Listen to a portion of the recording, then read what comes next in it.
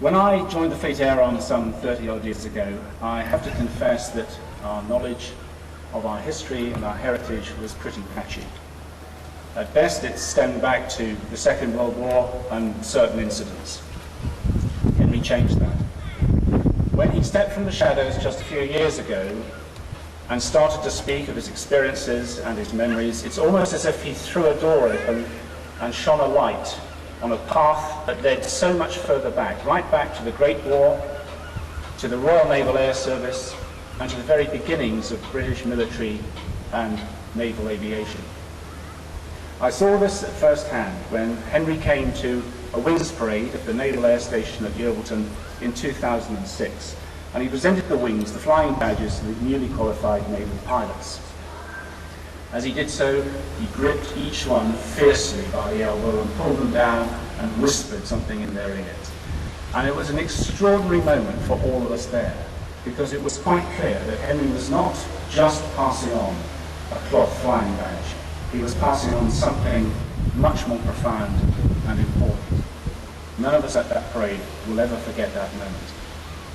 And the moment Henry remembered was that he had also presented wings to a young German naval pilot who was passing out alongside his British colleagues on that day. We celebrated Henry's 111th birthday party in HMS Victory, in the great cabin in Nelson's cabin. And we sang.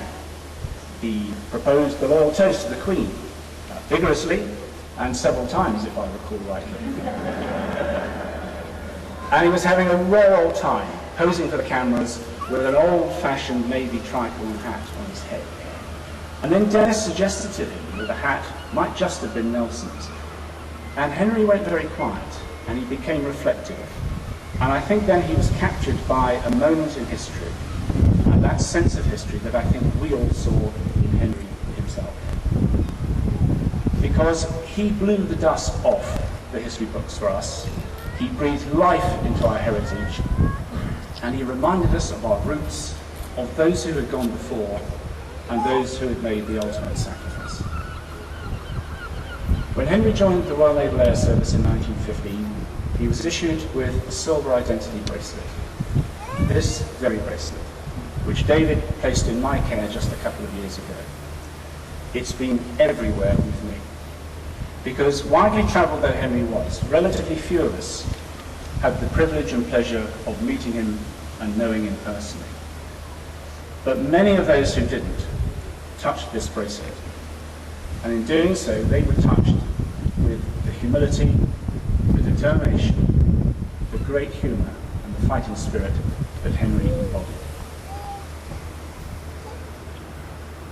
Henry, through his life, his experiences and his memories, I think did something very special for us all. We owe him a great debt of gratitude, as we do to those who cared for him and those who brought him to us in the last years of his life. Henry will be sorely missed, but never.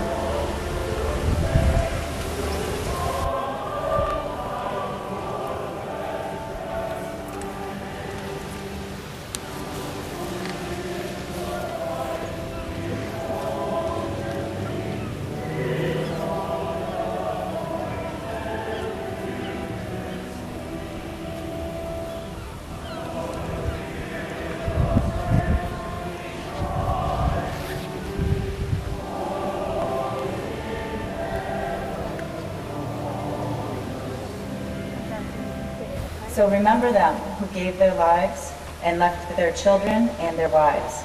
Remember those for us who fought, and don't forget to spare a thought for men that passed so long ago in distant fields in rain and snow. At 3 years old, I had just been released from a year in the hospital, having suffered a bout of polio. Henry took me out every day for a long walk in the stroller, appointed himself as my chief physical therapist, and forced me to do my daily exercise towards recovery. Very stern, but very sensitive. The very next year, my sister Jill and I were sitting in front of the television watching the coronation of your Queen Elizabeth. We ended up quite disappointed that we didn't see Grant Ameling sitting at her side.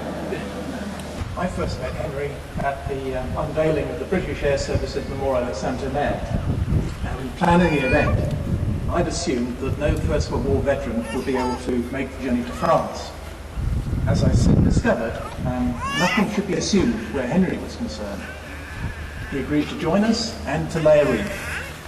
But only once he persuaded the passport office that the date of birth on his application form was genuine.